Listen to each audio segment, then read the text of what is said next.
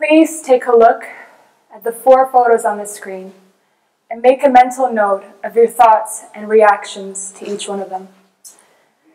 As you do that, allow me to pose a couple of questions. What chances does an illiterate young woman born into one of the poorest communities in the world at the time, what chances does she have of securing a thriving life for her children and grandchildren, a life that is consistent with the world's highest standards? What are the chances that a physically disabled young girl born into one of the poorest societies of her region, what are the chances that she would lead an influential role in her community and a powerful life journey? Today, I will take you with me to early 20th century coastal towns in Libya, where my roots have been anchored. My story has to do with 4 generations of women, women whose lives have illuminated for me what it truly means to be fearless. Having spent my entire life living outside of Libya, the question that I've constantly asked myself, and sometimes even struggled with, is what role have these women played in creating my own story? I salute my great-grandmother Tajdida. Tajdida Al-Ubaidi was born to a Bedouin semi-nomadic community in eastern Libya at the turn of the 20th century. At that time, a formal education wasn't an option that was available to her. Tajdida went through her entire life, more than 80 years, not knowing how to read or write. But that didn't stop her from seeking or developing wisdom. Tajdida saw and created a role for herself to challenge and deconstruct some of her community's strongly held convictions. In a town where girls could not go to school past the 5th grade, Tajdida insisted relentlessly that her 10-year-old daughter Mabuka transfer to the boys' school in order to complete the rest of her education, something that would be unheard of in Libya even today. Mabuka grew up to be a talented school teacher in one of Libya's largest urban centers in Benghazi, continuing the building blocks that her mother had set for her, ensuring that hundreds of girls, year after year, would receive a proper education. When I was at my great-aunt Mabuka's funeral a couple years ago, I saw the high regard that some of her former students held for her. And I kept thinking, what kind of future would Mabuka have had if my great-grandmother Tajdida had not challenged the status quo of her time? In fact, all 7 of Tajdida's children, boys and girls, would grow up to receive their university degrees, including her son, my grandfather, Abdul Hamid, who was able to travel all the way to Washington, D.C. to pursue his master's degree in education administration. He was, and still is, so passionate about public service. I salute my grandmother, Aiza. Aiza was a history teacher and is a mother to 7 children, one of whom is my mother, the little girl up there on your left-hand side. When my mother was 14 years old, my grandfather, Abdul Hamid, was unjustly detained in one of Libya's most brutal prisons because he had refused a job offer from the infamous Libyan dictator, Muammar Gaddafi. The lives of everyone in my mother's family had turned upside down. But my grandmother, Aiza, managed to find the resilience in an unequivocally patriarchal society to become the primary breadwinner, the rock, and main source of moral support for her children, each who had been wondering every day if they were ever going to see their father again. After 3 years of bewilderment, my grandmother Aiza and my great-grandmother Tajdida discovered a connection that would land them an unforgettable face-to-face meeting with the tyrant himself, Gaddafi. My great-grandmother, whose Bedouin upbringing afforded her no formal mentorship on leaning in or breaking the glass ceiling, she had the audacity to hold Gaddafi's hand, to stare at his chief of intelligence services beside him, to look back at Gaddafi and say to him, "Those people around you, they cheer for you now, but one day they will cheer for somebody else. They cheer for you now, but one day, soon enough, they will cheer for somebody else." Less than a year later, and quite miraculously, my grandfather Abdul Hamid was released back into the arms of his family. And over 2 decades later, at the onset of what was called an Arab awakening in 2011, I saw my great-grandmother's wisdom manifest itself, and I saw my grandfather's dream of a Libya without Gaddafi to begin coming true. I salute my grandmother Fatima. For my father's side of the family, my grandmother Fatima, my namesake, showcased beautifully how dreams could triumph over adversity. To this day, at the age of 80, and in spite of her inability to read or write, my grandmother's piercing capacity for understanding her surroundings had emboldened her to become a powerful symbol of determination for the 11 children that she had and for the 50-plus grandchildren that she has today. I have a lot of cousins. When I turned 20, about 2 years ago, I spent the summer with my grandmother in Libya for the first time since I was a child.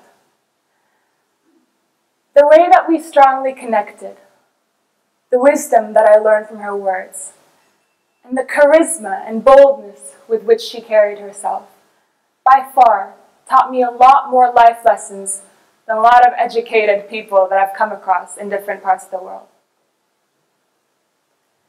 When she was around 12 years old, my grandmother Fatima married my grandfather Hussein, who was about 17 at the time.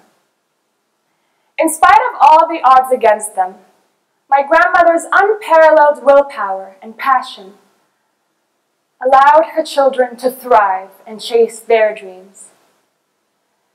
Because of my grandmother's audacity to dream, my father, the little boy up there on your left-hand side, he was able to earn his entire university education in the United States, where he had completed, eventually, a doctorate degree in clinical psychology.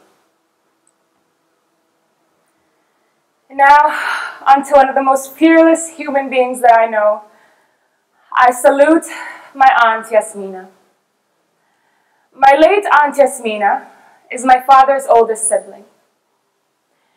Yasmina spent the first 10 years of her life crawling, as she was the victim of polio. After 6 invasive surgeries and a 1-year hospitalization in neighboring Egypt, she advanced to walking with the aid of crutches and steel braces that covered the length of both of her legs. She wore them day in and day out for about 15 years or so, until she finally surrendered to wheelchairs.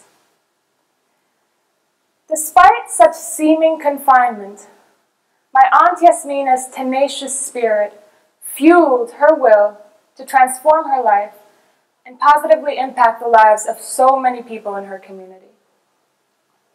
She caught up with her education and became a social worker. She bravely learned how to drive, and she actualized her passions for fashion design. She was my first role model of a woman in business. When I was about 8 years old, my parents sent me and my sister from Abu Dhabi to Libya to spend the summer with our family there. Without me having to say anything, my aunt Yasmina knew that I just didn't like to be stuck at home all day. She took me under her wing and insisted that I come with her to her store on a daily basis to interact with her clients, to test out some of her newest clothing designs, and to learn the basic rules of her trade. It was the highlight of my summer. We lost my aunt Yasmina to cancer about 9 years ago. That was her final battle. And as she reflected on it, she would frequently say, "I am truly not afraid of death, but if only I had more time to spend with you," her family.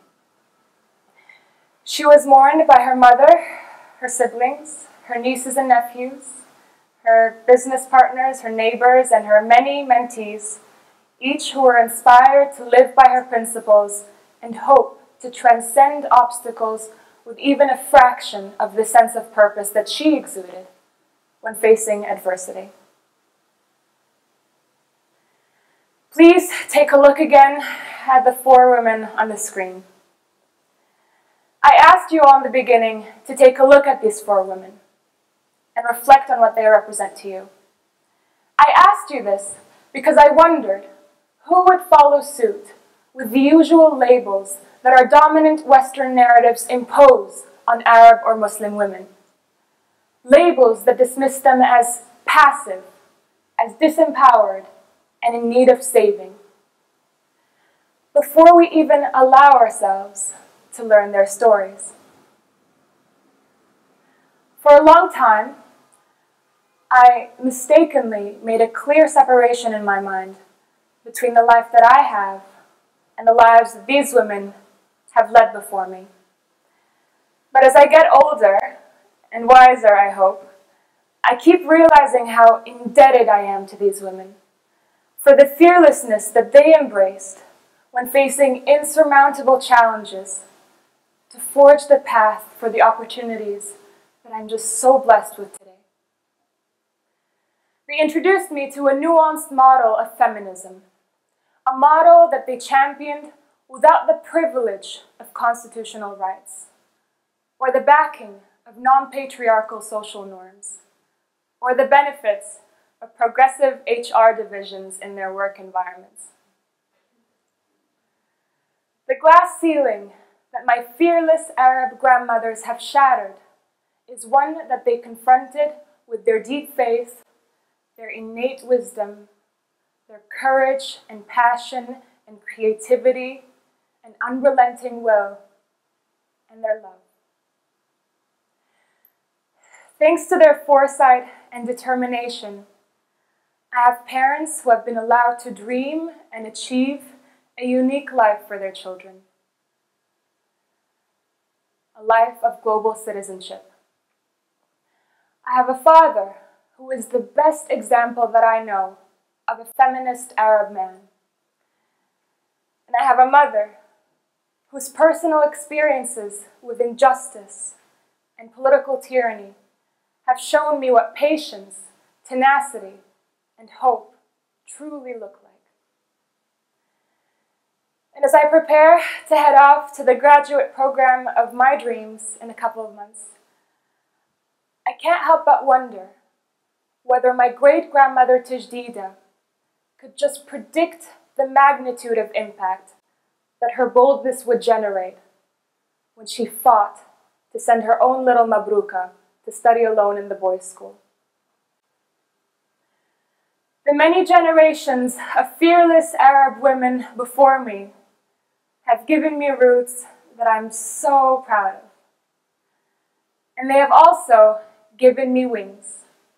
Wings to soar high and be even bolder in my pursuits. Because I can, and because we still have work to do. Thank you.